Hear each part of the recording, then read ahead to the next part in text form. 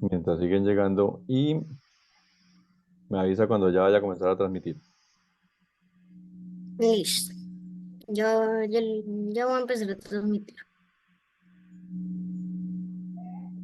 Y si no funciona, después recortamos. ¿Listo? Entonces vamos a empezar una nueva sesión de Shaulitos. Si no nos funciona la transmisión en directo, entonces volvemos a subir el video más tarde. Es porque mi internet está lento. Ah, caramba, preciso. Probemos a ver.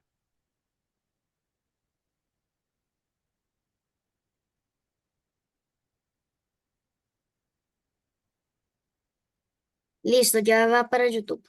Perfecto. No, no me dejo, no me dejo. ¿Error? Error. Listo.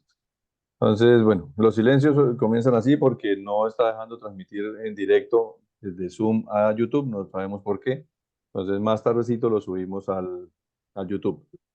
Entonces, buenos días, buenas tardes y buenas noches. Para el día de hoy, entonces, tenemos varios animalitos por ahí que estaban represados porque Nicolás no ha podido venir en algunos sábados de febrero. Y como estamos en el mes de los insectos, entonces lo queremos dejar ya completo. Y pues vamos a hablar algo sobre algo del cielo, pero desde el punto de vista de varias mitologías. Y como vamos a tener también la sección de arte, pero el profesor Heider se tiene que ir temprano, entonces, digamos, recordamos que durante todo el mes de febrero hicimos los especiales, los programas recordando el 11F, que es el 11 de febrero, en el que todo, pues, se dejó esa fecha, pero realmente lo utilizamos durante todo el mes de febrero para recordar que niñas y mujeres le hacen muchos aportes a la ciencia y que las niñas se pueden animar a estudiar ciencias si así lo deciden. ¿Listo? Entonces, recordando que de este espacio tenemos un lema en el que exigimos respeto por la vida, entonces vamos a dar paso al profesor Haider para que comience a contarnos su parte del día de hoy, pues para continuar con lo que nos ha venido contando y eh, ya pues le damos su espacio para que arranque a sus otras labores. Entonces voy a compartir pantalla, pero con la diapositiva del profesor Haider, que ahora no me quiere abrir, y yo creo que podemos arrancar con la pregunta de ¿en qué terminamos la vez pasada? Listo, buenos días a todos. ¿Alguien recuerda esta parte que están viendo? Les doy una pista, es un tríptico que tiene unas compuertas y allí pues está cerrado. ¿Alguien se acuerda de qué obra estamos hablando?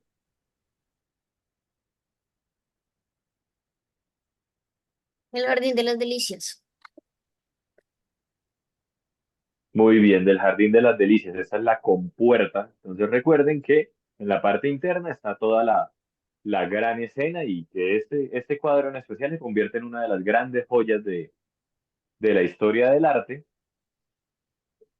Y pues en línea con el tema que se va a seguir abordando hoy, está el tema de los insectos, que digamos son como dentro de nuestro espacio y el compartir terrenal, pues son como los animales más pequeños. Entonces vamos a hablar un poquito de miniaturas en el arte, siguiendo como tal con la cronología. Vamos a seguir en el Renacimiento y en el Renacimiento de los Países Bajos. ¿Listo? Años después del Bosco, y hay que hacer la claridad porque en algunos textos hay algunas imprecisiones, hay quienes aseguran que el Bosco, dentro de los discípulos que tuvo, pues estuvo Peter Bruegel, pero las fechas no coinciden, es decir, no es cierto. Sin embargo, el Bosco dejó un montón de estudiantes y dejó sus obras y demás que sirvieron no solo como inspiración, sino también como evidencia de una forma y de una técnica para pintar. ¿Listo? Ese es el caso de Peter Bruegel, que es un pintor excepcional. Quedémonos en la anterior, por favor. Y es un pintor excepcional porque se va a preocupar muchísimo por el mismo concepto que tenía el Bosco, especialmente de los detalles y el pintar la mayor cantidad de cosas que fueran posibles por el placer que le va a producir justamente este ejercicio. Tener presente que Bruegel es de una familia de artistas. Muchos de la familia Bruegel son pintores, así que es un personaje que, perdón, es un artista que goza como tal de acceso a la Academia de Pintores, tiene educación, tiene muchos materiales y demás, así que puede desarrollar su arte de una forma mucho más espléndida. ¿Listo? ¿Qué estamos observando en este cuadro? ¿Quién me cuenta?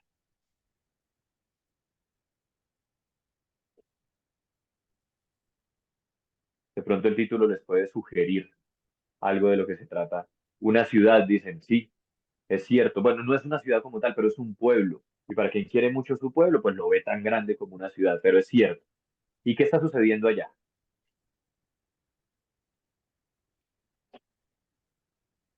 Adelante, quien está en el equipo, puede abrir el micrófono. Levantó la mano, pero no. Juan José Felipe, Listo. ¿qué ven ahí? Muchas personas, no alcanzo a leer bien lo Muchas que escribe personas haciendo Lucas. labores como jugar. Listo, exactamente. La labor principal de los niños, jugar. Entonces, aquí hay algo muy especial y es, quiero que miren y sobre todo degusten y aprecien la calidad de los colores que utiliza Peter Bruegel, ¿sí? Son colores muy intensos, los que deben sobresalir. Todo lo demás es muy terroso, muy color tierra, porque hace parte como tal del paisaje. Y hay otra cosa, miren toda la profundidad que tiene el cuadro. Casi que nos muestra desde el comienzo hasta el fin, el fondo, el fondo, el fondo de la calle y por el otro extremo pasa un río, parece que hay una especie de bosque y demás. Bruegel, sin duda alguna, es uno de esos artistas que le aporta muchísimo en perspectiva al desarrollo de la técnica pictórica. ¿Listo? Va a ser característico esos colores vívidos en los personajes que él considera los más importantes. Ahora, habíamos hablado que durante el Renacimiento, por ejemplo, cuando veíamos las cuatro tortugas ninja, los temas eran especialmente religiosos, mitológicos y demás. En este caso, con los Países Bajos y sobre todo con Bruegel, él rompe como tal ese concepto. De algún modo, como que no le interesa mucho esa temática religiosa, sino que encuentra más llamativo y mucho más inspirador la cotidianidad de su pueblo. Por eso nos muestra como tal lo que él considera más importante. Tener en cuenta que en ningún momento él se posicionó en una terraza o en algún lugar alto para hacer ese tipo de gráficas. Era un hombre que gozaba de una inteligencia, no sé cómo se le llama, tal vez periférica, que le permitía hacer sus pinturas como si estuviera en esa posición. Siguiente. Muy creativo, dice Juan José. Es completamente cierto, Juan José y Felipe. Listo. Volvemos al mismo tema. Miren la cantidad de personajes. No sé si alguien contó cuántos niños había en el juego de niños. Y sería la tarea tal vez más inútil, porque no nos va a servir de nada. Simplemente es para que podamos entender el disfrute que sentía el artista por dibujar de forma detallada. ¿Listo? Así como lo hizo el Bosque con muchas de sus obras, especialmente con El Jardín de las Delicias, con Bruegel es recurrente. En todos sus cuadros hay una cantidad de personajes impresionantes. En este caso, que se llama el combate entre Carnaval y Cuaresma, Bruegel era de una familia que, digamos, era una familia adinerada, ¿listo? Por lo tanto, no siempre podía acudir a determinadas fiestas que no eran de su estatus. Sin embargo, le resultaba muy divertido, pues la gente como disfrutaba de estos espacios. Incluso si se ponían a pelear, él decía, bueno, eso hace parte también de la convivencia y de la comunidad y no se sentía avergonzado ni nada por el estilo. Lo que nos muestra es justamente cómo vivía la gente de su pueblo y cómo se relacionaba. ¿Listo? Vuelvo e insisto, miren la calidad de los colores. Eso parece incluso un archivo que fuera hecho digitalmente, que fuera hecho con una computadora y pues no es cierto. Es solo la fantasía y la magia del pincel de Bruegel. ¿Listo? Sigamos adelante. Creo que por ahí están dando unos datos. Mientras Mauricio los revisa, ahorita no los comparte. Hay algo muy característico de Bruegel y muy particular también. Como él era de una familia de un estatus alto, ya les dije, digamos, sus fiestas podían ser mucho más elegantes, más tranquilas y demás, pero a él le fascinaba era poder conocer cómo era la vida del campesino. En muchísimas ocasiones se disfrazó como si fuera un campesino y se mezcló en las reuniones, en los cumpleaños, en las bodas, especialmente para disfrutar y poder llevarse en la retina toda esa inspiración que finalmente se convertían en sus obras. Entonces, miren que es cierto que él tiene un interés por la comunidad que, pues en ese caso, es la población mayoritaria y le resulta muy llamativo, pero además es muy respetuoso frente a lo que hace, porque lo que muestra es la cotidianidad de esas personas que dentro de todo, pues él sentía, por las que él sentía admiración. Siguiente. Listo. Por ahí Lucas nos decía ahora que buscando en Google dice que hay más de 200, que hay 200 personas aproximadamente. Entonces sí, o sea, la idea no es contarlas, Sí, sino eso, sí, disfrutarlas. exacto. Igual, la cifra que ustedes pudieran decir es válida, ¿listo? Porque no nos vamos a poner a contarlos, no, a la larga no importa. Ahí lo interesante es lo fascinante que era para él dibujar cada una de esas personas, que finalmente se veían como miniaturas. Siguiente. Hay un episodio que le da como tal, como un, como un empujón y un ímpetu, especialmente para lograr llegar al Renacimiento, y sucedió hacia el siglo XIV, y es la peste bubónica. Si bien Bruegel no vivió en esa época, todos los relatos que le llegan a él, pues los va a convertir justamente en una obra, que esto es impresionante, se llama El Triunfo de la Muerte, esta pintura, y si bien creo que por ahí escribían que parecía el infierno, pues digamos hace esa analogía de cómo tal vez el infierno también está acá, en lo terrenal, y está relacionado también con la forma en la que nos relacionamos las personas. Las guerras seguramente son el claro ejemplo del infierno. Para estar en el infierno no es necesario ver un personaje asombroso con cachos y con cola. Basta ver a mi vecino que maltrata a su esposa, que maltrata a sus hijos. Tal vez esa es una forma de ver el infierno. En este caso, estamos viendo es el triunfo de la muerte. Y si ustedes se dan cuenta, vuelve y juega con el tema de cuántos personajes están allí. Lo particular es que la mayoría en este caso son cuerpos que ya reposan en la muerte. ¿Listo? Y hay una carroza que está siendo comandada especialmente por unos esqueletos, que son el icono como tal de la muerte. Más allá del concepto como tal de la pintura, lo que es maravilloso es volver a insistir en los colores. Miren que son colores muy, muy vívidos. Es un tipo genial para combinar las texturas y por eso nos permite ver incluso algunos relieves, la profundidad del mismo cuadro. Miren que el suelo no siempre es del mismo color, hay uno que es más arenoso, otro que es más terroso, hay otro que tiene un color un poco ladrillo, en algunas zonas se ve algo de pasto. Lo que hace Bruegel es genial. Y tener en cuenta que esto fue una escena que él no vio, simplemente la revivió en su pintura a través de los textos y de las historias que le contaron. ¿Listo? Y como dice por aquí Sigamos Lucas adelante. en el chat, que se parece como al Jardín de las Delicias, ¿no? Como muchos Tiene mucha personajes. relación.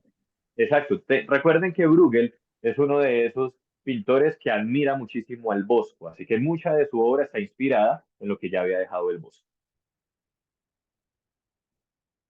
Siguiente. Además de toda esa relación con la realidad que él percibía, también tiene una producción completamente fantástica. Ahí vuelve y juega la influencia del Bosco. ¿Por qué? Porque también tiene una serie de cuadros que son producto justamente de la imaginación y de su creatividad. Insisto, miren la calidad de los colores.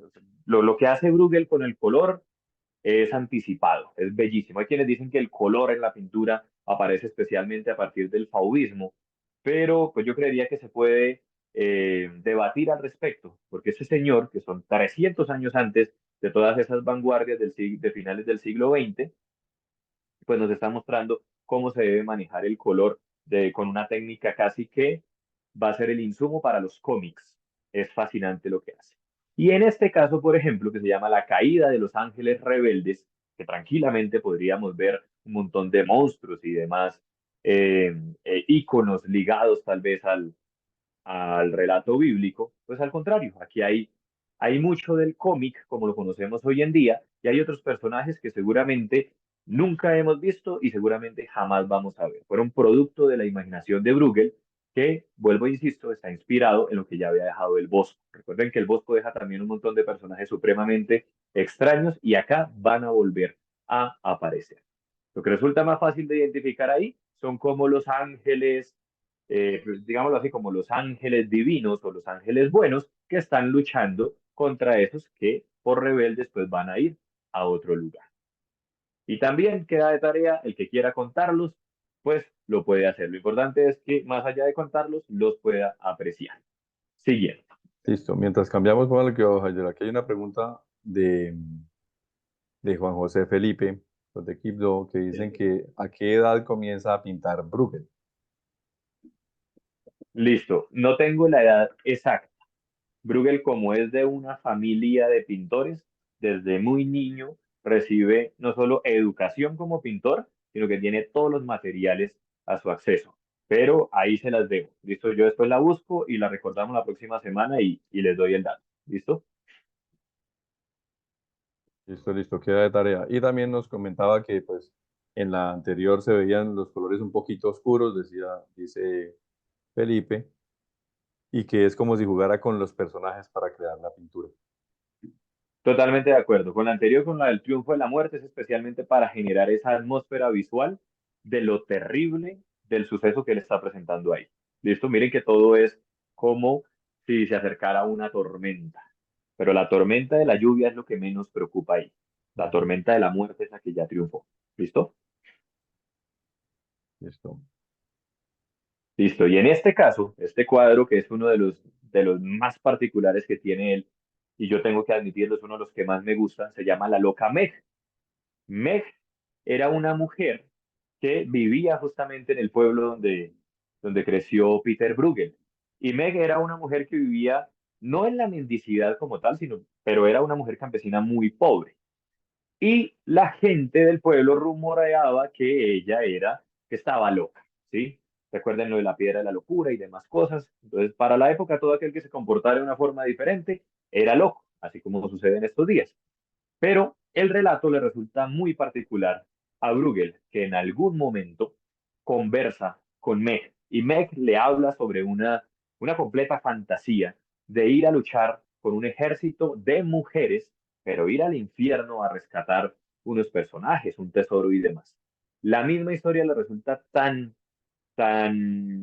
visionaria a Bruegel que decide como tal convertirla en un cuadro que de algún modo hace honor a eso que estaba en la mente de Meg. Miren que Meg es el personaje principal, la mujer que está en el centro, perfectamente ubicada y con movimiento, pero además ella ya tiene un traje como si fuera una guerrera, ¿sí? Pensemos de pronto en una guerrera de la Edad Media, no tenía que tener así una super armadura. Y lo particular es que va a esa especie de infierno con un ejército de mujeres. ¿Por qué con el tema de las mujeres? Porque era muy fácil incluso desde años, desde siglos atrás, denunciar a cualquier mujer de locura o de brujería. Entonces él va a tomar esa iconografía para darle el valor y la capacidad a un ejército de mujeres de irse al infierno.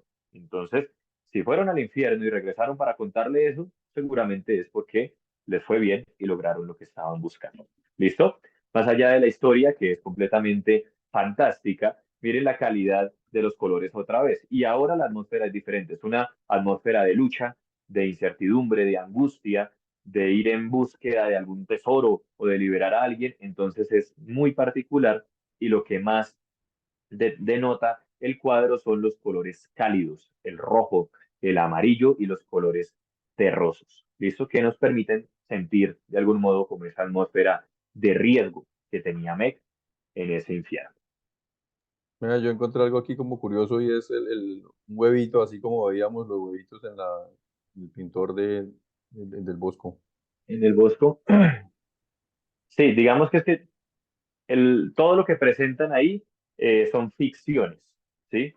Entonces puede haber sido un portal por el que llegaron estas mujeres al infierno. Miren que incluso en el árbol que está al lado izquierdo se arma un rostro como si fuera de un gigante. ¿Sí? Entonces todo es ficción y todo es una anticipación también de lo que hacia 1927 llamaron como el surrealismo. Pero estos grandes artistas ya hacía rato estaban hablando de ello. ¿Listo? De hecho, el cuadro da la sensación que hay un continuo incendio todo el tiempo. Lo que nos han dicho históricamente, que el infierno es fuego y demás cosas, pues Bruegel toma todos esos símbolos. ¿Listo? Entonces, hoy en línea con miniaturas, pues vimos muchos ejemplos de miniaturas dentro del arte cuidadosamente ubicadas con una precisión tremenda frente a la escala de la anatomía y demás. En ningún momento Bruegel renuncia a pintar a los hombres o a los niños tal y como se ven. Al contrario, lo que hace es llevarlos a una escala. Eso era todo por hoy.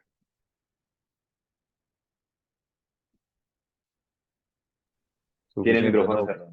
Listo, listo. Listo, No, ya. muy bacano porque sí, en línea con las miniaturas que estamos viendo de los insectos, entonces nos fuimos con este señor Bruegel. Listo, muchas gracias. Si se alcanza a quedar bien, si no, no pasa nada. Después vamos a subir el video en YouTube. Pero bien, arrancamos bien con el tema del arte y digamos como para darle continuidad. Entonces, bueno, ya hicimos nuestro mensaje. Entonces yo quiero dar unas notichablas rapiditas y ya ahorita pasamos. Por aquí Lucas nos decía, la tercera pintura en la parte de atrás había una calavera golpeando a un señor. Sí, señor, por eso ahí nos iban contando como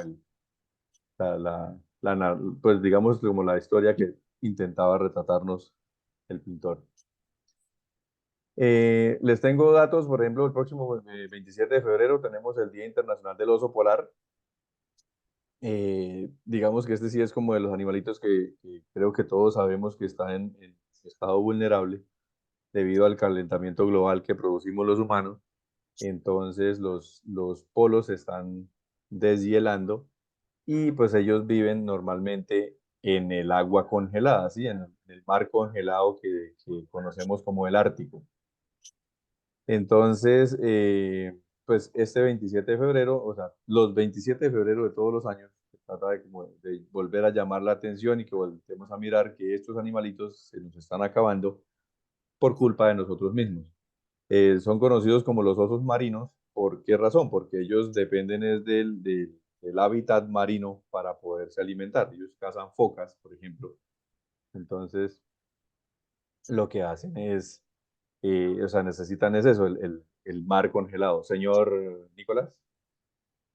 Otra razón por la que de lo que decía que les llaman osos marinos es porque son uno de los pocos osos que saben nadar muy bien. Ah, perfecto. Claro, además tiene que saber nadar para poder irse a cazar, ¿no? Muy bien, muchas gracias. Entonces, por ejemplo, aquí puse una imagen de la Universidad de Saskatchewan en Canadá, donde ellos, después de que se institucionalizó esta fecha, como el Día Internacional del Oso Polar, decidieron disminuir el uso de calefacción o de aire acondicionado, dependiendo de la estación que estén viviendo, para evitar el excesivo uso de energía eléctrica. Las universidades en zonas muy hacia el norte, o sea, en Norteamérica y en Europa, en todos esos países suelen desperdiciar o consumir en exceso la energía eléctrica, porque entonces si están en verano, utilizan mucho los aires acondicionados, si están en invierno, el mismo aparato es la calefacción, y eso genera que si usted consume mucha energía eléctrica, pues para poderla producir, entonces necesitan gastar mucha agua, y así ese ciclo mal administrado por los humanos ha hecho que todo esto se esté perdiendo. Entonces, la universidad es ejemplar en ese caso, la Universidad de Saskatchewan en Canadá, que decidieron disminuir al máximo el uso de estos aparatos. Entonces, pues fácil, si usted tiene calor, abre las ventanas, ¿sí? Y utilizan menos estos aparatos eléctricos que lo único que han generado es destrucción. El oso bebé parece lo más lindo que he visto, muy bien, sí señor. Ahí tratamos de buscar como la imagen chévere del momento. Entonces, eso para el 27 no lo olvide. ¿Cuándo es 27? ¿Cuándo les cae a ustedes un 27 de febrero? Miren por ahí el calendario y me dicen qué día de la semana es. Un martes. Un martes. Entonces el martes seguramente los que estén estudiando en escuelas o colegios, entonces van a recordarlo, ¿listo? Entonces recuerden que ese día estamos pensando en el oso polar. Y resulta que la vez pasada estábamos, digamos, recordando dentro de esas efemérides el día del pangolín. ¿Se acuerdan que es el tercer sábado de febrero, el día del pangolín? Entonces, ya hacia el mediodía les enviamos a todos el material que nos compartió Álvaro José Cano de Astrofanáticos. Les envió esta imagen que podían imprimir y colorear. Y recibimos dos reportes de juiciosos que lo hicieron de una vez. Silvana, que hace parte de los Astrofanáticos, le envió la fotografía a Álvaro José ya con su pangolín coloreado. Y por aquí Nicolás, que también puso el logo de los Chaulitos con los 10 años. Y yo pues no me quise quedar atrás y ese mismo sábado también coloreé mi pangolín, por aquí los muestro en la cámara. Allá tiene Nicolás el suyo, listo. Entonces ahorita los mostramos también. Entonces, cuando les enviamos ese material, ustedes lo pueden descargar, lo imprimen y lo colorean y es una forma de recordar estos días mundiales que tenemos. Parece que el oso bebé estuviera bailando, sí señor, por ahí nos mandaron la fotografía, ¿listo? Entonces, muy bueno que nos unamos a esto y no Yo, se nos olvide. Señor, yo le mando un pantallazo para después dibujarlo y pintarlo. perfecto, listo, Tomás. Entonces, no es una tarea calificable, simplemente es para que nos animemos a hacer las actividades. Noticiaulas rápidas, esto que parece una noticia así como para adultos, no sé si en estos días se dieron cuenta, realmente estas noticias suelen pasar desapercibidas y más acá en Colombia. Se eligió, primero que ya habían elegido como país que debía organizar este evento, se eligió a Colombia hace 2 años y Colombia tenía la tarea de elegir en qué ciudad se iba a llevar a cabo que es como un congreso. Entonces se eligió a la ciudad de Cali. Obviamente las otras ciudades que presentan sus propuestas no terminan bravas, no se pelean, simplemente se presentan propuestas y la que se elija hacia ese lugar se van a ir a ver el evento. ¿Y qué es ese evento? Entonces es una conferencia mundial sobre biodiversidad, pero no, digamos, esto es, imagínense como es un evento para la biodiversidad tan especial como cuando a los que nos gusta el fútbol esperamos el Mundial de Fútbol cada 4 años.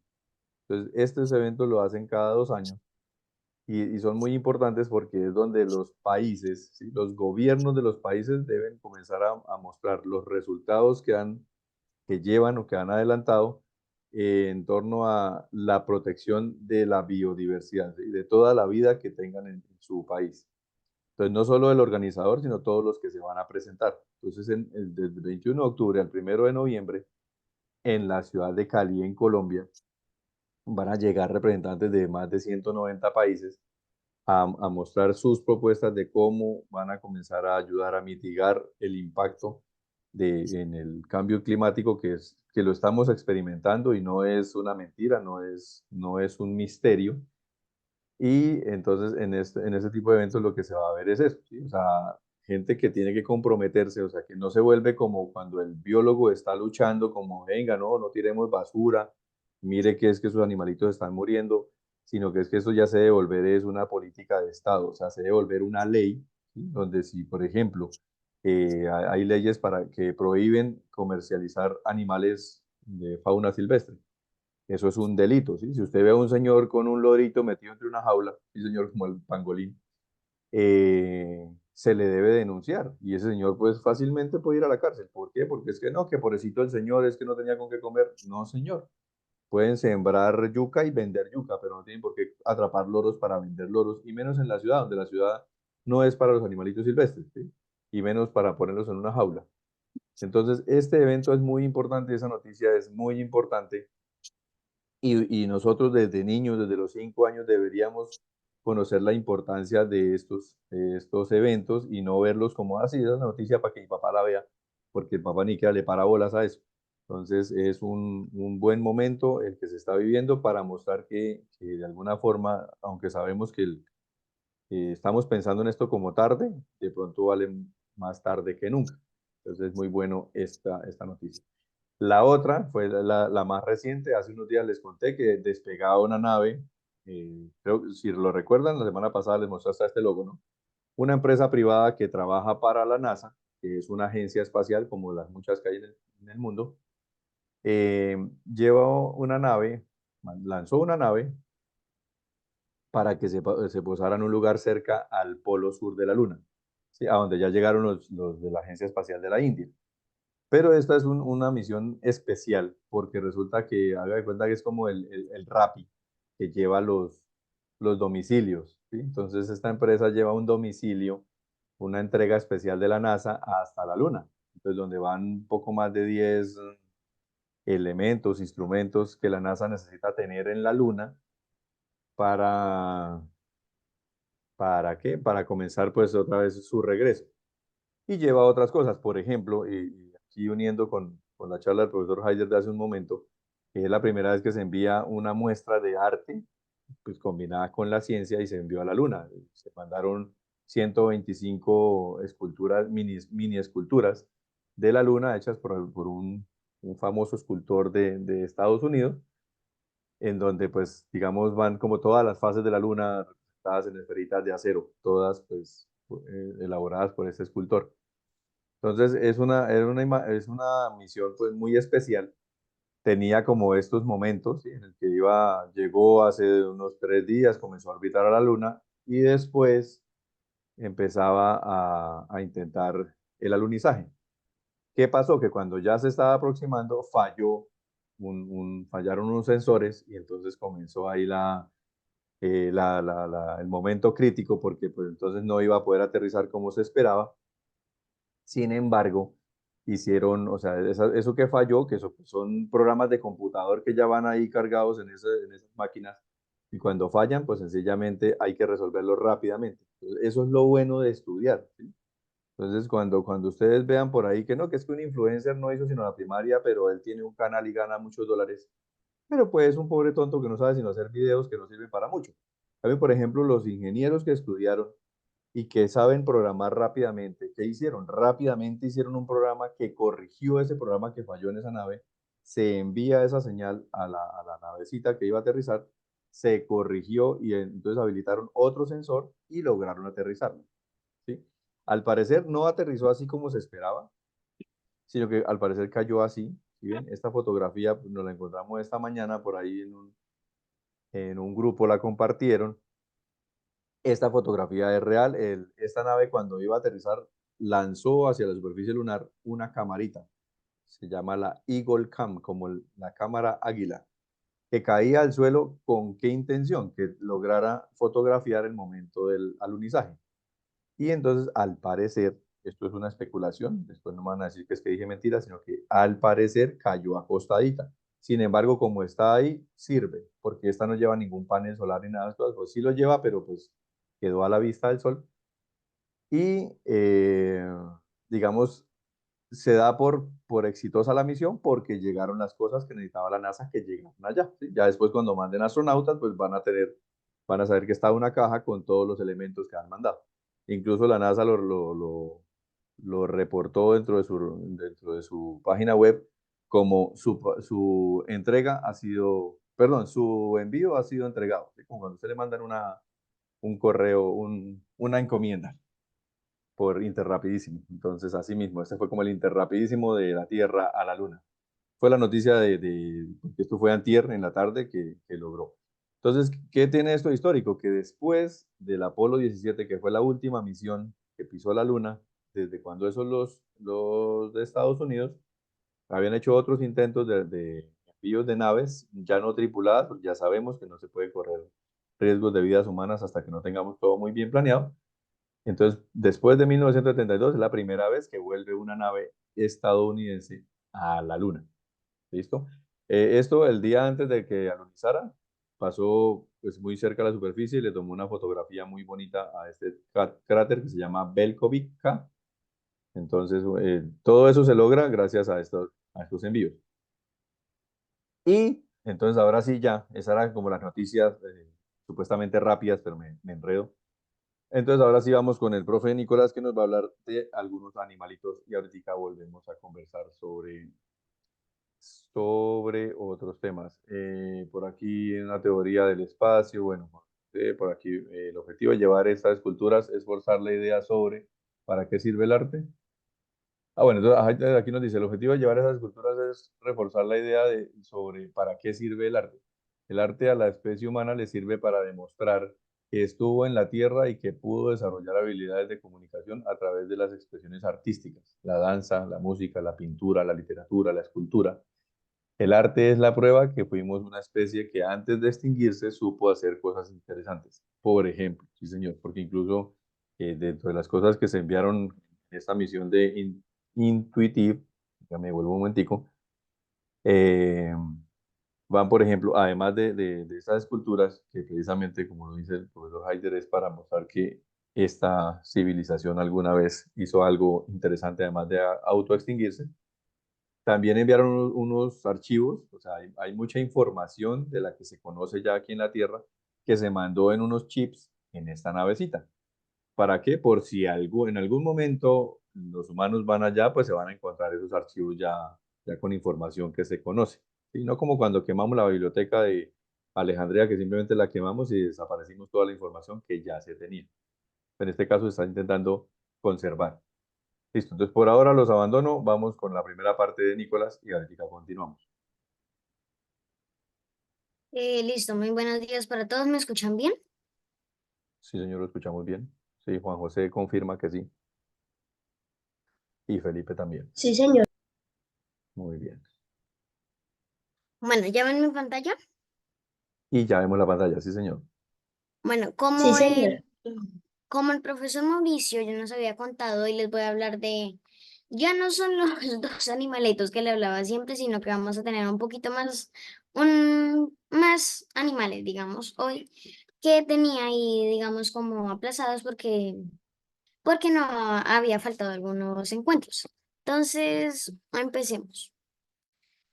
En el tema de hoy les iba a hablar no más de mariposas y polillas, pero entonces les agregué lo que hoy sí tenía que hablar, porque mariposas y polillas la debía tener desde hace tiempo.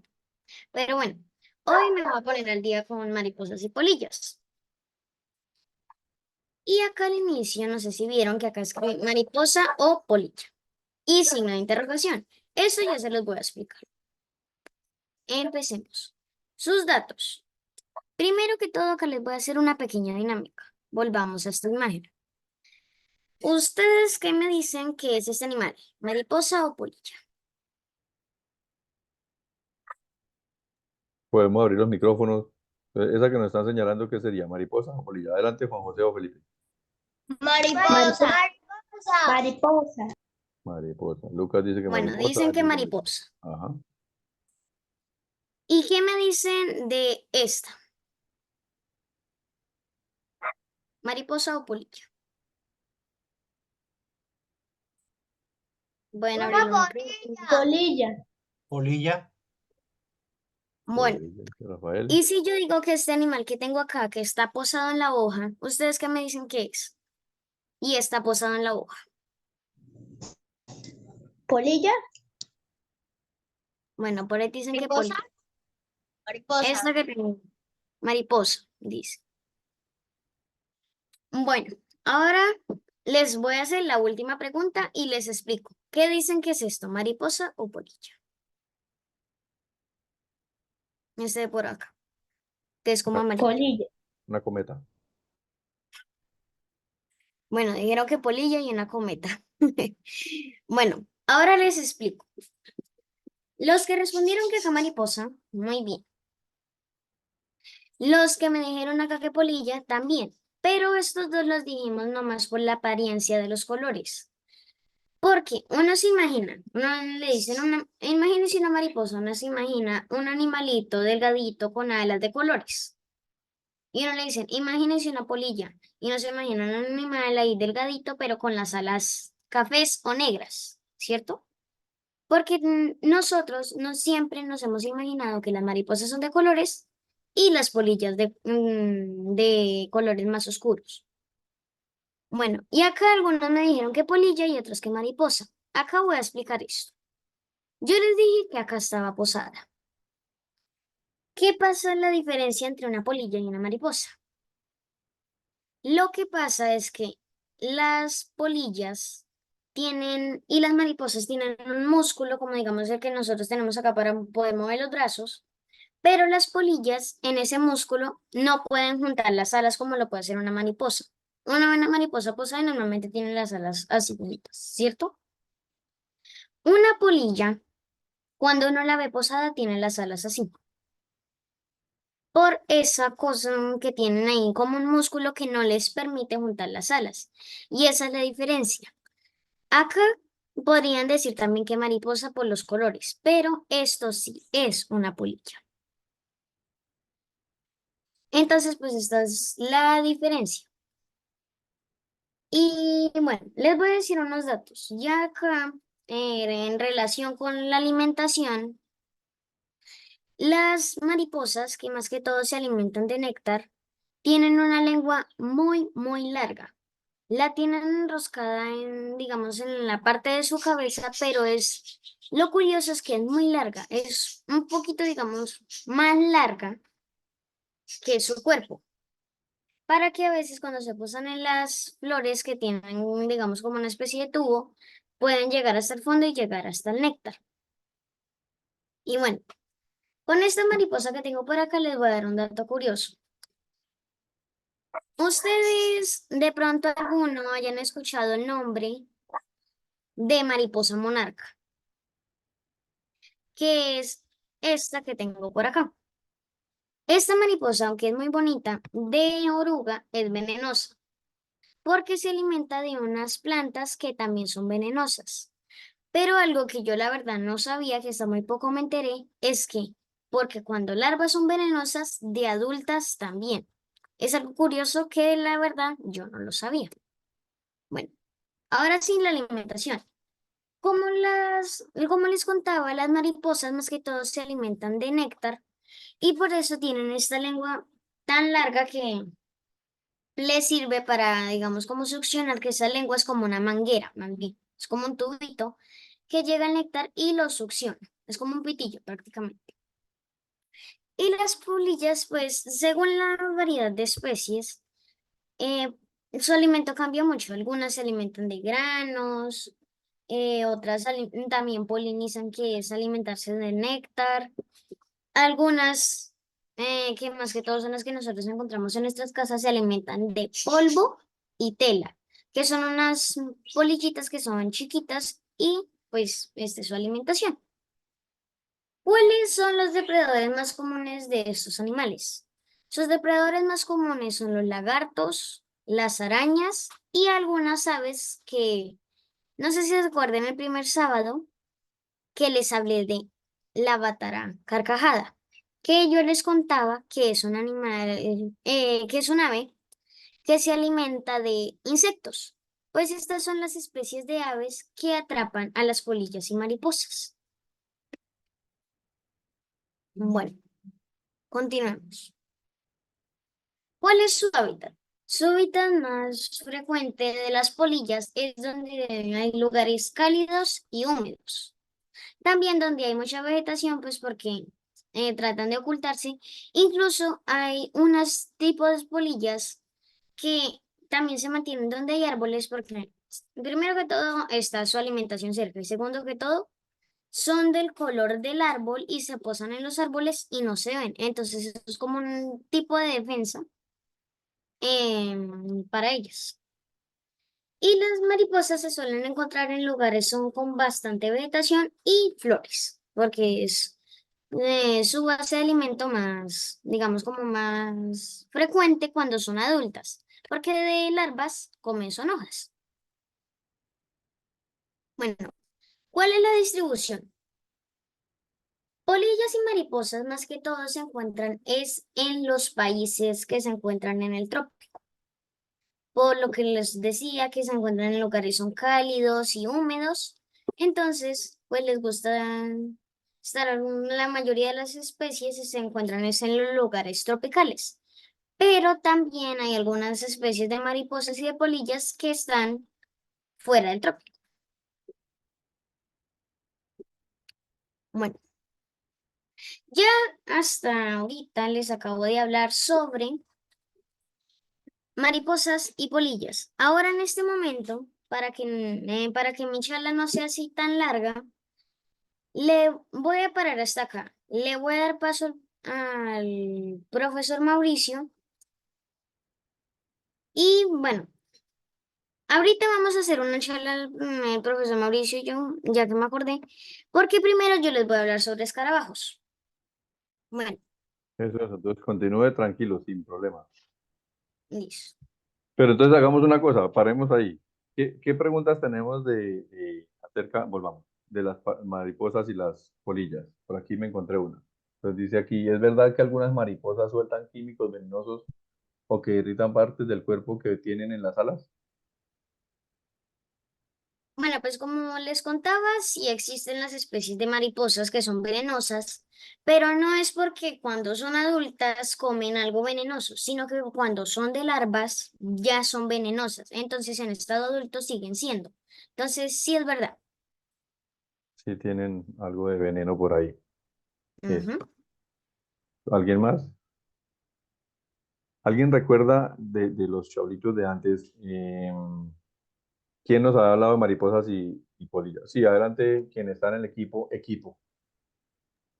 Yo no sé si soy yo, Mauricio. Debe ser don Rafael, correcto. Adelante, don Rafael. Es que aquí de curioso, pues yo les agradezco a ustedes que me inviten a este tipo de cosas, porque aprende uno, a uno despiertan la curiosidad para seguir aprendiendo. Aquí encuentro que la boca de las mariposas se llama espirotrompa y la lengua se llama probóscide. Probóscide. Correcto, que la probóscide es esa lengua tan larga que se la enrollan es por Es, aquí cuidando del cerebro, ¿no? y son especiales, están diseñadas para absorber o chupar líquidos. Por eso también Gracias. las mariposas también son polinizadoras. Sí, señor. Sí, señor. Bien, Y polillas, algunas especies de polillas también. eso.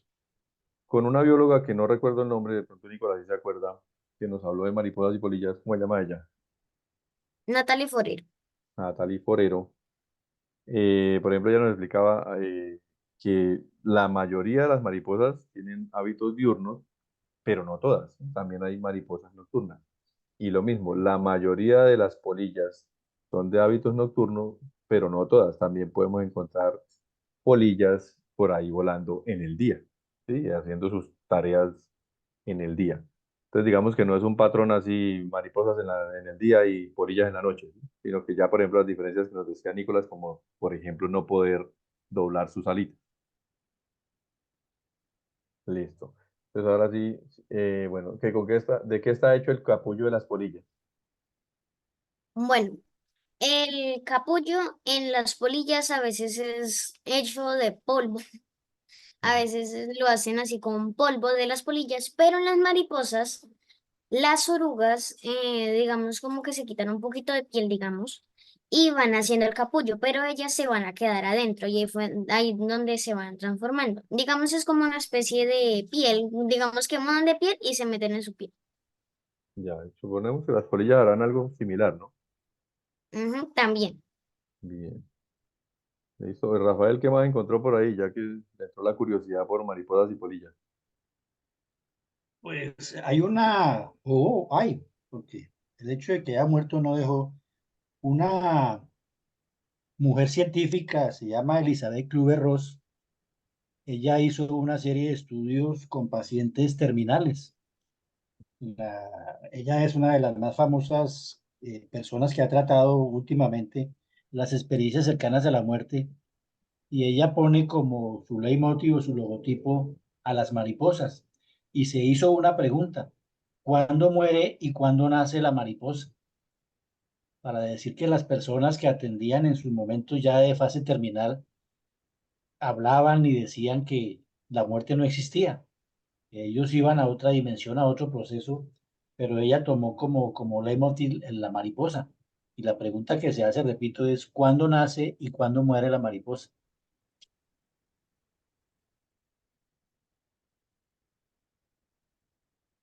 Entendiéndose como de cuándo nace la oruga o la mariposa mariposa. En todo el proceso de la metamorfosis.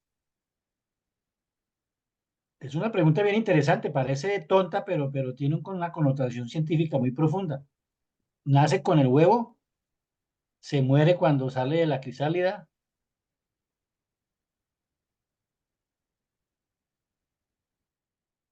Ujú. Mauricio, si está hablando, tiene el micrófono apagado. Sí, qué buena pregunta acerca de cuándo nace o muere una mariposa.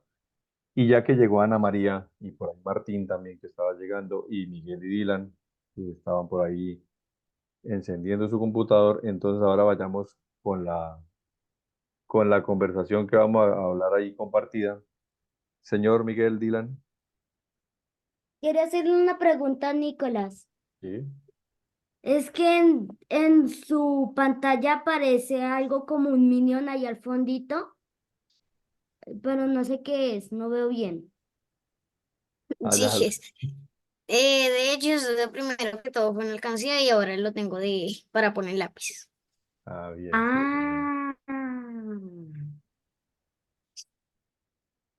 Bueno, aquí nos pregunta Juan José y Felipe, que por qué los humanos no resistimos el veneno, pero algunos bichos sí. Entonces dice, ¿por qué la viuda negra que tiene veneno adentro no se muere? O que si es otro tipo de veneno. ¿Cierto? Buena Me... pregunta. Buena pregunta. Sí, no es que así de tarea, así como le dejamos tarea al profesor Hayden desde cuando comenzó a pintar Bruegel, entonces sí podemos averiguar por qué razón a uno les hace daño y los que los inyectan no les hace daño. Listo, charlemos de escarabajos y lo vamos combinando acá. Bueno, ya para ir terminando, les voy a hablar sobre los escarabajos. De pronto, algunos de ustedes han visto un escarabajo así, como el que tengo en esta imagen. Algunos lo habían visto, era por imágenes o lo conocían, porque yo la verdad nunca he visto un escarabajo haciendo esto, pero sí los había visto. Ya alguna vez había hablado de esto, de hecho. Sí, Pero hoy en mi charla no les voy a hablar sobre esto, sino sobre cómo estamos en el mes de los insectos. Como decía el profesor Haider, él nos está hablando sobre miniaturas en el arte. Pero hoy yo no les voy a hablar de miniaturas de escarabajos, sino que les voy a hablar sobre los escarabajos que tienen características muy curiosas. Bueno, entonces empecemos. Les voy a hablar sobre estos dos escarabajos. El que tengo acá a mi izquierda es el escarabajo Goliat, que como pueden ver, este es el escarabajo más voluminoso, o sea, el más pesado de todos los insectos, de hecho. No es ni siquiera el escarabajo más pesado, sino el insecto más pesado. Y en cuanto al tamaño, es del tamaño de la mano de un adulto. Entonces, imagínense la mano del papá o de la mamá. De ese tamaño es un escarabajo, de estos. Y bueno, y después les hablaré sobre el escarabajo rinoceronte, que es el insecto más fuerte del planeta Tierra, que ahorita les voy a hablar más a profundidad sobre esto. Pero empecemos por el escarabajo Goliat. Como les contaba, es el escarabajo más pesado de todos, el insecto. Pero en cuanto al tamaño, ¿por qué no es el más grande si es del tamaño de una mano de un adulto? Porque existe una especie que vive en Nueva Zelanda y le gana en tamaño, o sea, es mucho más grande que la mano de un adulto, entonces esto ya es sorprendente nomás. Bueno, y acá me acabo de encontrar que estos dos escarabajos tienen relación, que la verdad yo no sabía. Este de acá, que es blanco, ¿cómo va a tener relación con este sabiendo que son súper diferentes? Pero ¿cómo? La razón es que, no sé si vean acá que tiene como unos cuernitos. Entonces, por esos cuernos que terminan en la cabeza, hace parte de la familia de los escarabajos rinoceronte. Este animal de larva es, digamos, las larvas muy hambrientas. ¿Por qué? Porque para desarrollarse necesitan varios años. Porque, bueno, entonces por esto tienen que alimentarse de muchas vitaminas. Entonces, ¿qué comen? Estos animales de larva son muy buenos porque descomponen a todos los animales muertos. O sea, de larva son carroñeros, prácticamente. Si hay un animal muerto, el escarabajo Goliat va y pone sus huevos ahí y sus larvas se lo van comiendo. Y sus larvas, eso sí, son muy características porque también son gigantes, casi del tamaño del escarabajo Goliat adulto. Bueno, y de adulto, ¿de qué se alimenta? Entonces, ahorita ya se los hablo más a profundidad, pero este escarabajo es polinizador también, como las mariposas y las polillas. Y algo muy curioso es que como es el escarabajo más pesado, pues tiene alas muy fuertes y muy grandes, y cuando vuelan, produce un sonido muy fuerte que a cualquier persona puede que lo asuste. Porque el sonido es muy fuerte, no sé si alguno de ustedes hayan escuchado un dron, digamos.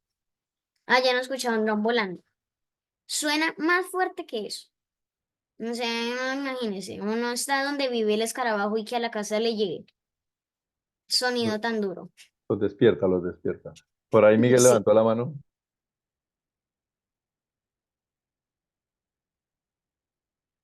Perdón por la tardanza. Quería preguntar que si las mariposas también tenía, o sea, lo que tienen en las alas es polen o algo más. Es que yo he visto videos en el que muestran el ala de la mariposa, le hacen un acercamiento súper pequeño y parece que tienen plumas. Bueno, esto es una de las características curiosas. Gracias, Miguel, por la pregunta, porque esto es muy curioso. Y es que las mariposas en las alas tienen escamas. O sea, tienen las mismas escamas que uno se imagina en un cocodrilo de un pescado. Y también las tienen las mariposas en las alas. Pero estas escamas reflejan la luz del sol. Entonces pareciera que fuera como colores metálicos, como que brilla. Y esas son las cositas que dice Miguel. Los pelitos son escamas. Adelante, Felipe, Ujú. Juan José. Miguel y Dylan, dejamos de Eh, rayar, ¿listo? a ver, ¿de qué está hecho el capullo de las orugas para que se conviertan en mariposas? Y adentro de ese capullo, ¿qué sucede para que se conviertan así en mariposas?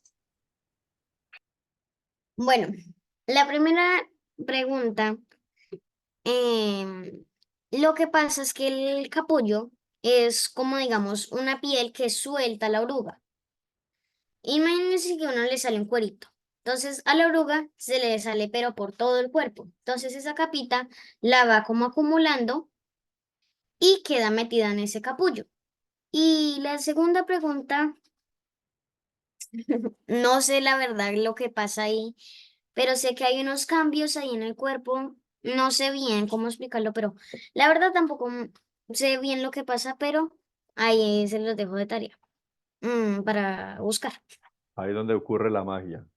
Listo, pero bien, Ujú. bien. Entonces, listo. Ahora volvamos a los escarabajos porque entonces teníamos un par de preguntas sobre las mariposas del tema anterior, que bien bacanas porque pues ya se pudieron resolver. Excepto la de qué es lo que pasa allá adentro. Allá adentro suceden unos cambios físicos en los que desarrolla las alitas y todo eso, pero sí sería bueno después buscar cómo funciona eso. Listo, sigamos con los escarabajos, que todos son rinocerontes en este caso. Exacto. Bueno, ahora les voy a hablar sobre el escarabajo rinoceronte. ¿Por qué les dije que es el insecto más fuerte? Porque no sé si algunos hayan escuchado que las hormigas eran el insecto más fuerte. ¿Por qué el escarabajo ahora les estoy diciendo que es el más fuerte? Porque las hormigas soportan su peso 10 veces o 20 veces, creo que es su propio peso. Entonces imagínense una hormiguita y le montamos otras 19 hormiguitas encima. Eso es lo que soporta más o menos una hormiga. ¿Pero qué soporta el escarabajo rinoceronte? Soporta 30 veces su propio peso. O sea, imagínense este escarabajo y ponerle 29 escarabajos del mismo encima. Y ese peso lo puede soportar por una hora. Por eso es el más fuerte. Bueno, ¿para qué le sirve el cuerno? Estos cuernos, que son muy curiosos, le sirven para dos cosas. A veces para excavar, porque sus alimentos, que ahorita se los digo más a profundidad, ellos son descomponedores. Entonces ellos escarban en el suelo y con estos cuernos pues encuentran su comida y se la comen. Pero también los machos, como son los únicos que los tienen porque las hembras no, les sirven para intimidar a otros machos en la época del apareamiento. Bueno, algunas especies de escarabajo rinoceronte no comen durante toda su vida, que son durante el estado adulto. O sea, de larva se alimentan de lo mismo de adulto, descomponen las hojitas y troncos. Y de adulto no comen nada, o sea, les quedan ahí como unas reservas de comida de lo que comieron de larva y entonces con esto sobreviven cuando están de adultos.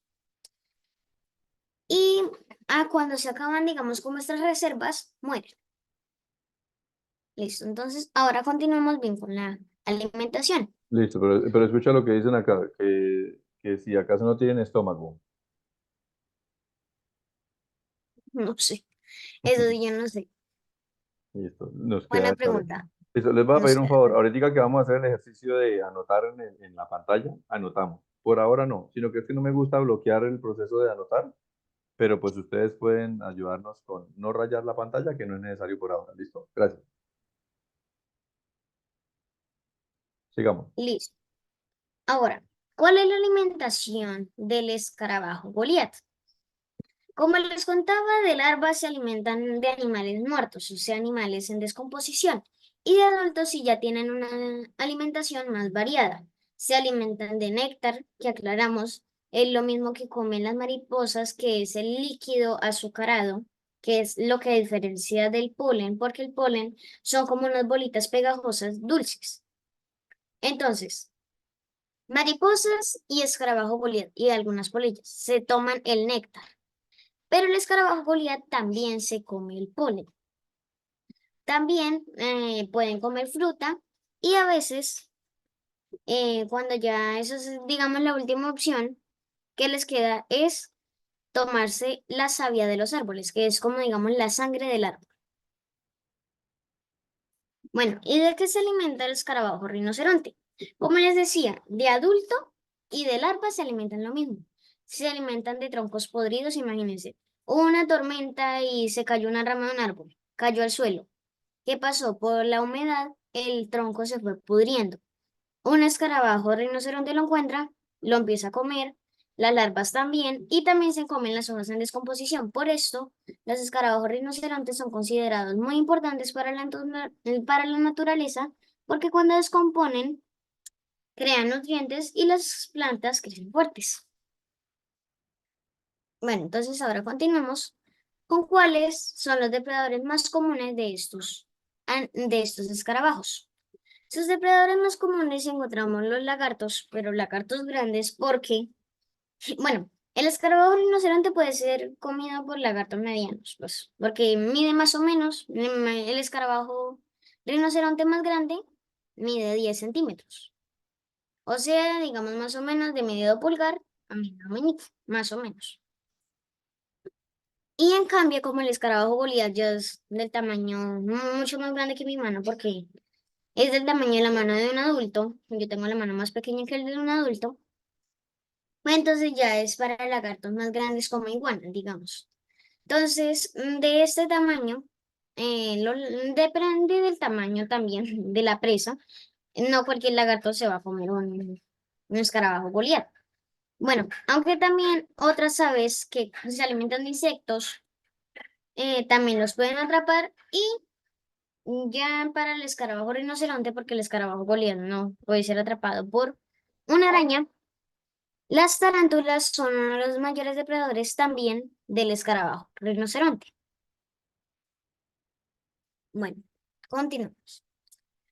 ¿Cuál es su hábitat? El escarabajo boliviano se encuentra más que todo en la selva, donde hay lugares húmedos, troncos así.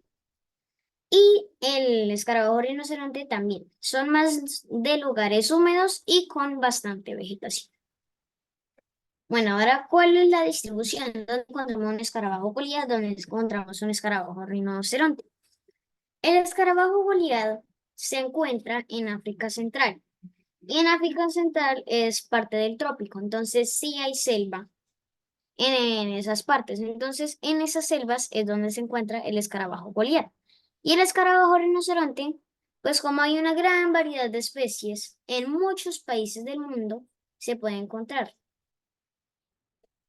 O sea, digamos, si yo les hablara de un escarabajo o rinoceronte en específico, había un sitio, pero como hay muchas especies, pues están distribuidas por casi todo el mundo, menos en los lugares muy fríos. Listo. Y ahora sí, ¿preguntas? Adelante, ¿Alguien Miguel. tiene preguntas? Ah, quería decir que una vez yo vi uno de esos escarabajos rinoceronte, parecía un cucarrón. O Es sea, que, son chiquitos, pero poderosos. Exacto. es que lo que nosotros le decimos cucarrones son los escarabajos, Miguel. Lo que pasa es que nosotros le Exacto. decimos, es como el nombre vulgar de nosotros aquí en América, que le Sí. decimos. Listo, ¿qué tienen las telarañas de las arañas que atrapan a los bichos? Cuando hablemos de arañas, entonces aclaramos qué tienen las telarañas de las arañas para atrapar bichos. Entonces, escarabajos peloteros hacen Es bolitas. cuando hablemos de arañas, porque ya es en mayo, entonces les voy a hablar sobre algunas arañas y les explico el tema de cómo hacen eso. Por aquí nos dicen que los escarabajos peloteros, ¿cómo hacen las bolitas? Entonces, vámonos para los escarabajos peloteros para poder terminar, porque es que el tiempo está pasando. ¿Listo? Listo, entonces, Tomás, Quería preguntar cuánto los escarabajos pueden vivir así sin los depredadores, así comiéndoselo, así. ¿Cuál es lo máximo que ellos pueden vivir? del escarabajo rinoceronte, la verdad no me acuerdo, pero el escarabajo Goliath son más o menos 5 o 4 años. Entonces, si alguien me puede ayudar ahí, ¿cuánto vive más o menos un escarabajo rinoceronte? Mm, Adelante, Felipe, mientras buscan. mm, mm. Felipe o Juan José. ¿Por qué los animales y también insectos tienen distintas razas? Bueno, esto porque hay, digamos, muchas especies. Lo mismo en los humanos pasa. En todos los animales, uno puede decir un gato, digamos, pero hay muchas especies de gatos. Están los jaguares, leones. Lo mismo pasa en los seres humanos. Entonces, en todos los animales, uno puede decir un, digamos, un lagarto, hay muchas especies. Un insecto, muchísimas especies. Un escarabajo rinoceronte. Lo que pasa es que como uno lo denomina para que uno no diga el nombre científico, digamos, que es, ahorita les voy a mostrar unos nombres científicos en la siguiente charla de escarabajos peloteros, entonces les dan un nombre como común, que les digan general. Y este es entonces, pues, tienen especies y subespecies, y por eso hay montones de especies. Así de, Que es como nos explicaba la vez pasada, qué pena que lo interrumpa ahí, Nicolás, el profesor Diego Borja, ¿sí? Que de eso se trata la evolución, ¿sí? Cada ujú. animalito se va desarrollando y va aprendiendo a defenderse o a atacar de manera diferente, así sea el mismo animal. Por eso miren que estos dos son rinocerontes, pero uno tiene dos cuernitos y se volvió más grande, y el otro mantuvo su tamaño, pero los cuernos son todavía mucho más grandototes. Entonces cada uno va aprendiendo, así como las personas, los niños no es que a los 6 meses tengan que decir papá y todos los niños al año tengan que caminar, no. cada uno evoluciona de manera diferente, a su ritmo. Entonces, Ujú. así mismo los animales, cada uno con su especie. Listo, De hecho, el señor. escarabajo Goliat es escarabajo rinoceronte. Ahí hay una especie. De hecho, hay una especie de escarabajo rinoceronte, no dice escarabajo rinoceronte, y acá en este tiene dos cuernos, uno de acá y el otro de acá. En cambio, hay otras especies que tienen tres cuernos. Entonces, estos son subespecies y especies así. Entendido, listo. Avancemos, por favor. Listo. Entonces, hasta acá yo termino mi primera charla. Ya la primera charla, porque ya la siguiente es como compartida entre el profesor Mauricio y mío. Entonces ya comparto, espera un momento. Adelante, Miguel.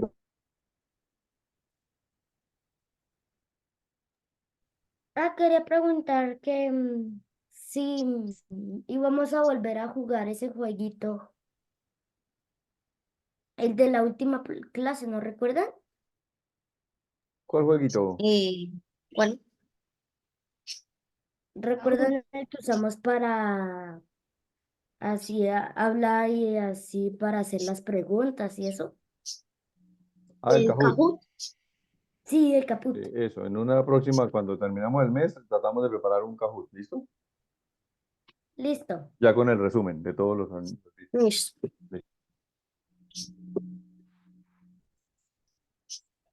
¿Ya ven en pantalla todos? Sí. Sí, señor. Bueno, entonces, ya para que esta charla sea bien combinada y estar finalizando, les vamos a hablar sobre unos escarabajos que se orientan con la luna, con el sol y con la Vía Láctea. Bueno, ¿cuáles son estos escarabajos?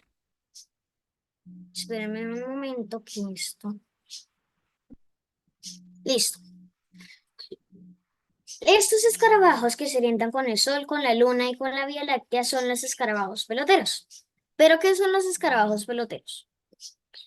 Estos escarabajos son como un escarabajo común y corriente, excepto que tienen una fuerza especial en sus patas delanteras, que son estas porque se ponen en esta posición y con sus patas traseras tienen como un tipo de pala, que es lo que nos preguntaban ahorita, que cómo hacen esas bolitas de popó, porque ahorita les voy a explicar los datos curiosos. Señor Miguel, señor Miguel. Tiene el micrófono apagado. Lo siento, tenía silencio. Iba a decir que ella sabía cómo hacer cómo hacían las bolitas de popó. Empezando, iban hasta una fuente donde haya popó de un animal y luego le cogen un poco y empiezan a hacerla una bolita y mientras tanto la van llevando. Y las hembras ponen sus huevos ahí adentro para hacer que nazcan nuevos escarabajos y así funciona su reproducción. Gracias, Miguel. Bueno, esto es lo que exactamente les iba a contar. Los escarabajos van hasta un lugar, más que todo se encuentran donde hay ganado, pues porque las vacas hacen popó y ellos cogen el popó. Donde hay animales de estos, más que todo van, y como en las patas traseras tienen como un tipo de palas, van haciendo las bolitas. Y bueno, voy a continuar para decirles los datos curiosos. Bueno, primero que todo, hacen las grandes bolitas de estiércol y una cosa curiosa es que entre ellos se pelean por la bolita. Luego van a su madriguera y las dejan allá adentro, que son como unos túneles bajo la tierra, y allá las dejan. Allá la hembra, como nos contaba Miguel, pone los huevos dentro de la bolita de popó para que cuando nazcan tengan ahí su alimento y se alimenten ahí del estiércol. Y lo último es que algunas especies se orientan con la luna, con el sol y las estrellas de la Vía Láctea. Y acá ya vamos cogiendo relación con la astronomía. Bueno, ahora les voy a hablar sobre el Scarabeus lamaquis. Pero primero, Juan José o Felipe nos van a decir algo. Ay, Los escarabajos, algunos recorren miles y miles de kilómetros para recoger la pupa y luego irse para la mar. Exacto. Estos escarabajos recorren mucho, mucho para buscar el popó, hacen las bolitas y vuelven a su madriguera. Bueno, y esto es lo que yo les decía de los nombres científicos. Entonces, el Scarabeus lamaki es una especie de escarabajo pelotero. Entonces, nos inventamos esos nombres de escarabajo pelotero para no estar diciendo Scarabeus lamaki. Entonces, por acá tengo una imagen del Scarabeus lamaki, que es este que tenemos por acá, como vemos es grisecito, y se encuentra en gran parte de África. Y su característica, bueno, acá vemos lo de las palitas en las patas traseras. Y su característica para ya darle relación con la astronomía es que para ir hasta donde está el popó, llegan y para volverse como hacen. Si de pronto se les olvidó el camino donde está, donde quedó la madriguera, pues entonces acá está lo curioso. Se orientan con el viento y la luz del sol. Con esto es con lo que se orientan para nunca perderse. Entonces, si el profesor Mauricio está por ahí para que nos hable brevemente de algunas cosas sobre el sol. Listo. No, hagamos algo, porque tengo preparado lo de la Vía Láctea. Entonces, más bien, tengamos en cuenta que este se orienta con el Sol, después vamos a hablar del Sol. Ahorita nos van a hablar de otra que se orienta con otra, y vamos a hablar de otra que se orienta con la Vía Láctea, y ahí les cuento, ¿listo? Listo. Bueno, Listo, avancemos, entonces, avancemos, avancemos. continuemos. Avancemos a la siguiente especie. Y acá encontramos al Scarabeus zambesianus, que ya vemos que es muy diferente al anterior. Y también se encuentra en África, pero no en gran parte de África como el anterior, sino que en la parte sur, por acá en estos países del sur de África. Y este animal se orienta es con la luz polarizada de la luna. Y Mauricio nos puede explicar rápidamente lo que es la luz polarizada de la luna.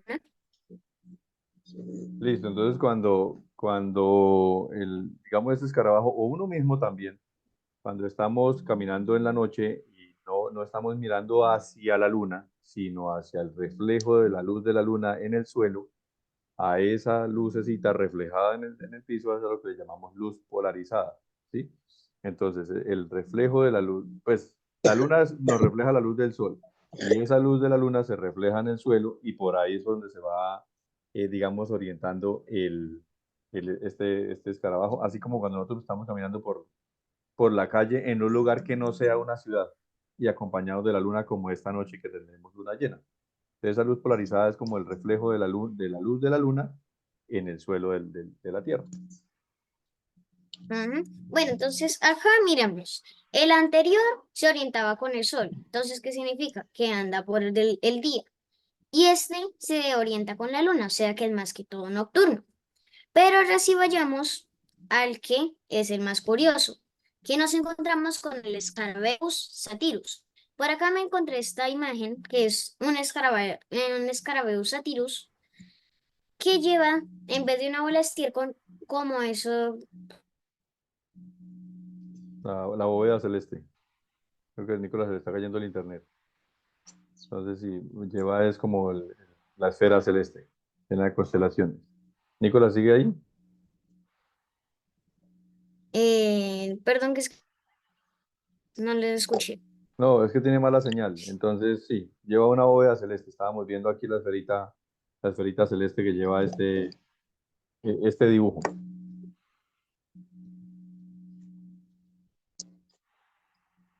Y preciso, lo que no queríamos que pasara, pasó. Entonces voy a continuar. Pues mientras Nicolás regresa, eh, vamos a hacer lo siguiente. Yo tengo por acá para finalizar.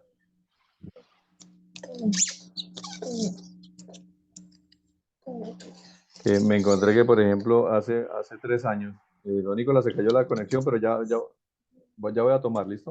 No me quite la presentación. Hace 3 años, precisamente un 20 de febrero, estábamos hablando de escarabajos, ¿sí? Aquí en los Chaulitos. Entonces, de paso, pues aprovechamos para recordar que, por ejemplo, Martín Borja todavía nos acompaña. Santiago Barón ya es un señor grandote, campeón por allá de escalada. Ana María está por aquí todavía conectada con nosotros y Pedro José le mandamos un saludo. Y hay muchos que todavía se conectan, otros que pues, hacen otras actividades los sábados, entonces a todos les mandamos un saludo. Y entonces listo, el Escarabeus, ¿cómo se llamaba? ¿La maqui? Escarabeus satirus. Satirus, es el que se orienta con la luz de las estrellas de la Vía Láctea. ¿Y qué es la Vía Láctea? Bueno, además de que es la galaxia en la que nosotros vivimos, entonces desde aquí, desde el planeta Tierra, vemos un ladito de la Vía Láctea, un costado. Se puede ver desde acá, que son muchísimas estrellas. Pero entonces, como eso lo estamos viendo desde hace muchísimo tiempo, ¿sí? Esto es una fotografía de ahora, ¿sí? Aquí se ven telescopios súper gigantes por allá en una región al sur de América donde tienen los cielos así despejados. Señor Felipe,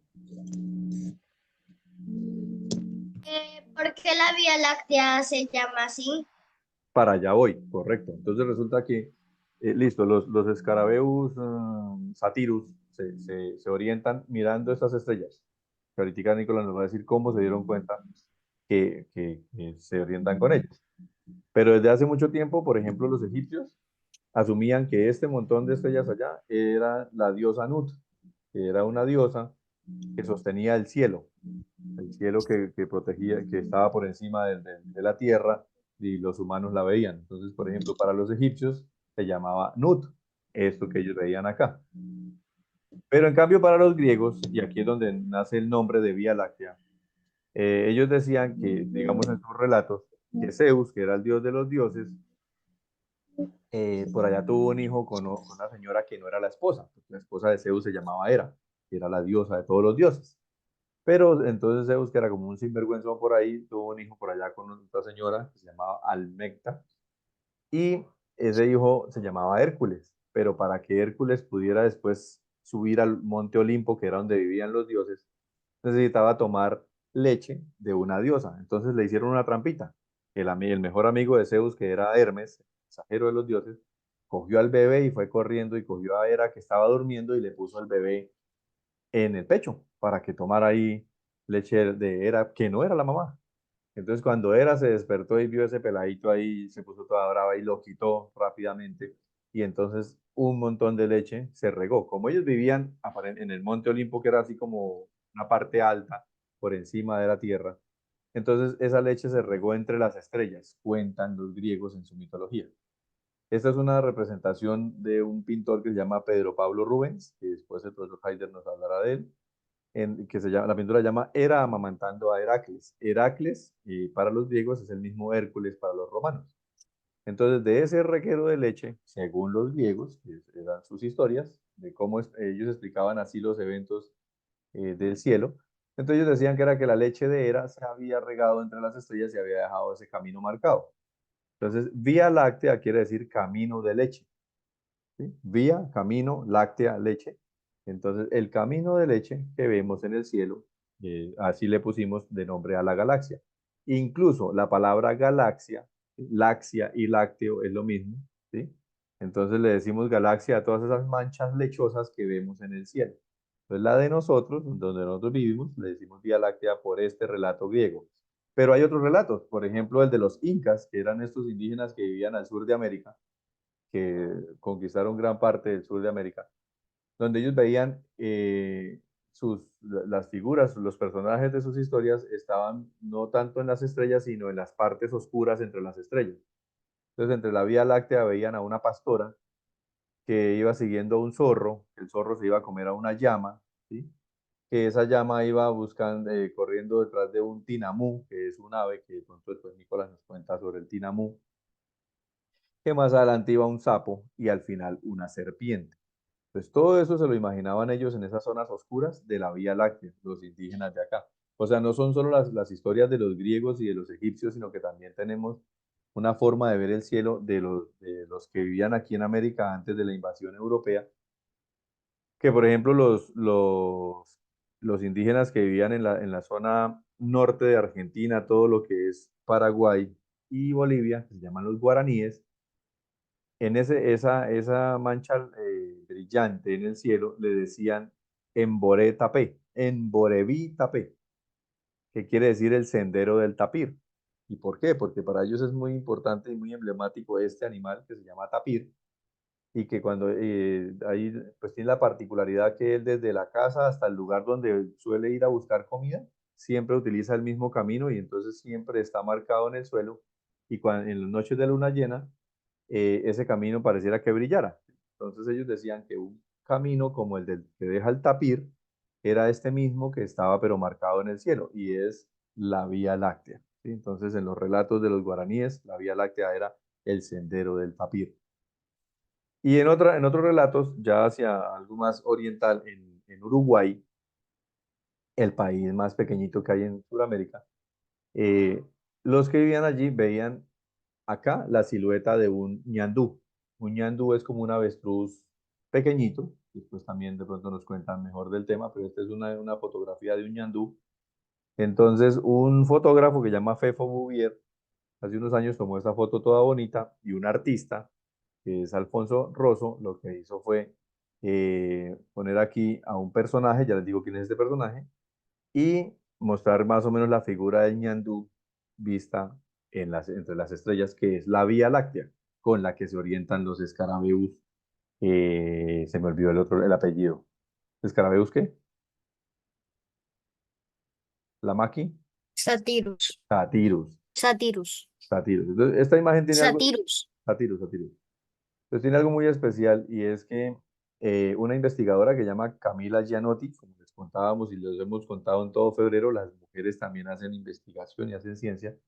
Camila Gianotti se encontró en relatos antiguos de los uruguayos que una de las indígenas que, digamos, luchó más evitando la invasión europea en esa región de América que ahora conocemos como Uruguay, se llamaba María Micaela Guyunusa. Entonces, ¿qué hizo el artista Alfonso Rosso? Con la fotografía de Fefo Bubier, entonces aquí dejaron la silueta de la indígena, María Micaela Guyunusa, y mostraron cómo es que ellos ven en el cielo la silueta de un ñandú.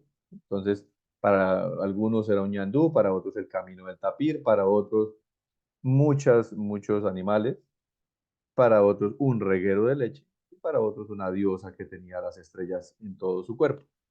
Entonces, eso es la relación que hay, digamos, entre este escarabajo, y ya nos van a contar cómo es que, bueno, pero entonces ahora sí les voy a contar realmente qué es la Vía Láctea, ¿sí? Entonces, la Vía Láctea es una galaxia que es donde vivimos nosotros. ¿Y qué es una galaxia? Una galaxia es un conjunto de miles de millones de estrellas, muchísimas. Nosotros conocemos una que es la que nos da el día. ¿Cómo se llama la estrella que nos da el día?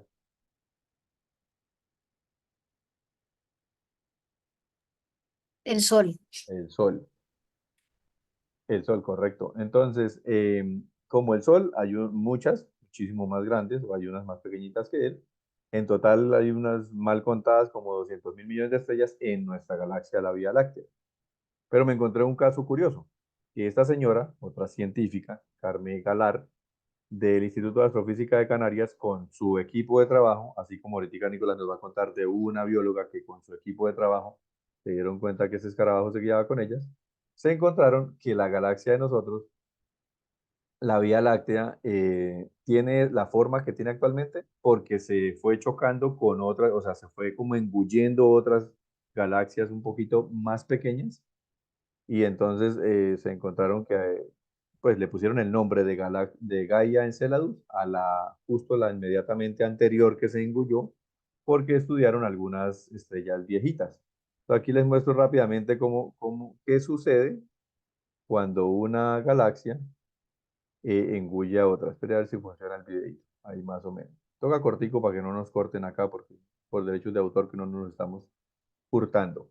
Simplemente queremos resaltar ese trabajo que encontró esta señora y con su equipo de trabajo, que al engullirse esas dos galaxias toma esta forma, que es la que Hola, conocemos hasta ahora como la forma de hola. nuestra galaxia, la Vía Láctea. ¿Cómo se dieron cuenta? Por unas estrellitas que tienen unos movimientos particulares que después podemos contar cómo que se dieron cuenta. Y todo por este telescopio que se llama Gaia. Yo alguna vez les conté el día que lo iban a lanzar, que lo habían lanzado, perdón, y que hace parte de la Agencia Espacial Europea, cuando les contaba que no solo existe la NASA, sino que existen muchas agencias espaciales. Listo, profe Nicolás. Entonces, hasta ahí es como esa relación que hay entre la astronomía y la biología con estos escarabajos que nos van a contar cómo es que se guían con estas estrellas y cómo se dieron cuenta. Mientras comparte pantalla, Miguel y Dylan nos van a decir algo. Señor, Nicolás no tiene sonido. Bueno, ¿me escuchan? Sí, ahora sí. Voy Miguel y a Dylan. tratar de ser breve porque mi Sí, señal está mal. listo. Listo, entonces quedamos acá y bueno, ¿cómo supieron que los escarabajos se orientaban con la Vía Láctea? Pues como contaba el profesor Mauricio, un grupo de científicas y científicos que hicieron esta investigación, cogieron muchos escarabajos y les pusieron algunos, estos casquitos, que no sé si los vean por acá, que les ocultaban la vista de las estrellas y dejaron otros sin los casquitos. Y acá vemos, esa era la trayectoria de los que podían ver las estrellas. ¿Sí ven? Llegaban facilito a su punto. Pero, y los que les dejaron el casco, esta era su trayectoria. No encontraban el camino tan fácil, pero sí lo podían llegar. Entonces, así fue que se dieron cuenta con este experimento y lo hicieron en el año 2013. Bueno, ¿Quién fue el que hizo eso? ¿Ese trabajo quién lo hizo? bueno. Y como estamos en el mes de las mujeres y niñas en la ciencia, ya le hicimos honor a Natalie Forero, que fue la que nos habló de polillas y mariposas, y ahora le vamos a hacer reconocimiento a Mary Dake y todo su equipo de trabajo que fueron los que hicieron esta investigación. Pues porque como Mauricio contaba lo de la señora que se dio cuenta junto con su equipo de trabajo, entonces también Mary Dake lo hizo junto con su equipo de trabajo. Bueno, entonces, hasta el momento, ¿alguien tiene alguna pregunta?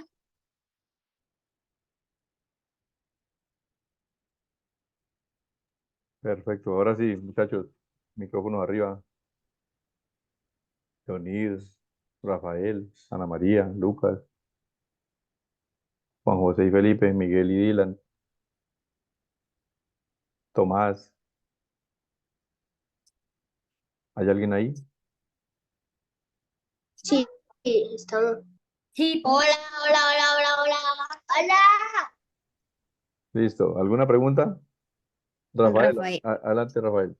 Se me ocurre a mí que como los polos magnéticos tienen mucha influencia en la biología humana y animal, ¿no es esa puede ser una causa para que estos escarabajos se orienten? Sí, ya no. los que utilizan el tema del magnetismo son más que todo las aves. Y ya, por ejemplo, los insectos como tal, por ejemplo, las abejas también tienen un patrón de un baile que hacen dependiendo de hacia dónde corran los vientos, así como lo hacen algunos escarabajos, que fueron los primeros que nos mostró. Si quiere, vuelve a la primera, donde estaba lo del sol. Entonces, dependiendo de la especie de animal, sí, algunos utilizan el magnetismo, pero por ejemplo, en este caso, los escarabajos se dieron cuenta fue por eso, porque se guiaban o por el viento o por la luz del sol, para este caso, el del Damaki, y el siguiente, que es con la luz polarizada de la luna. Y pero con los otros sí era porque como no se encontraba ninguna relación ni con la luz de la luna ni con nada, fue que se pusieron a hacer las pruebas de taparle los ojitos. Y entonces ahí fue, o sea, les ponían ese casco, pues vayamos a la que tiene el casco. Que entonces les ponían ese casquito como de papel, ahí lo puede señalar, eso. Ese casquito de papel sobre la cabeza del escarabajo cuando empezaba a caminar no les permitía guiarse con las estrellas. Si fuera, por ejemplo, con el campo magnético, pues seguramente no hubiera pasado lo que sucedió con la pérdida de la ruta del lugar, porque ellos siempre cogen y arman la bolita y se van hacia donde siempre la almacenan. ¿Sí? Entonces, casi siempre siguen un camino ya marcado, pero en ese caso se han perdido. Entonces, en algunos casos sí es con el campo magnético de la Tierra, pero más que todo lo utilizan las aves. Ok, gracias. Listo, señor. ¿Alguien más? ¿Alguien más? ¿Preguntas, comentarios?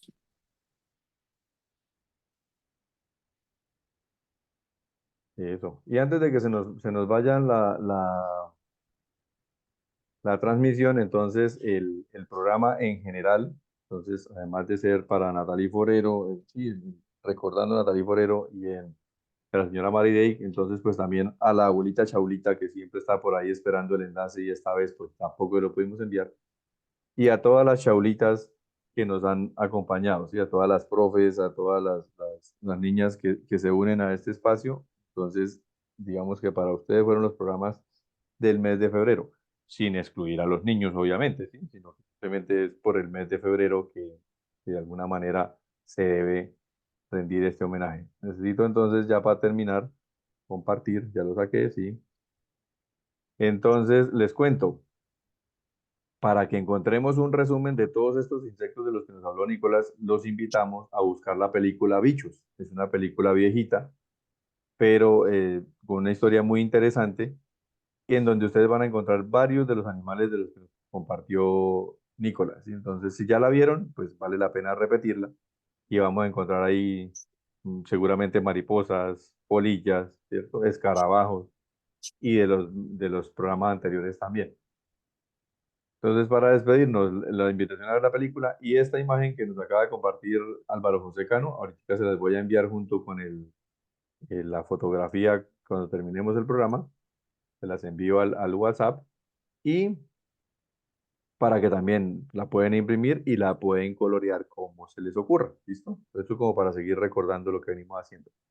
Y la invitación para el próximo lunes, nos quedan 2 lunes de conversación con científicas por ahora. Entonces, este próximo que viene vamos a hablar con la geóloga Carolina Ortiz Guerrero. Entonces, para los que se quieran conectar, es el lunes a las 6 de la tarde. También les estaremos enviando el enlace ahí a la lista de difusión de los Chaulitos.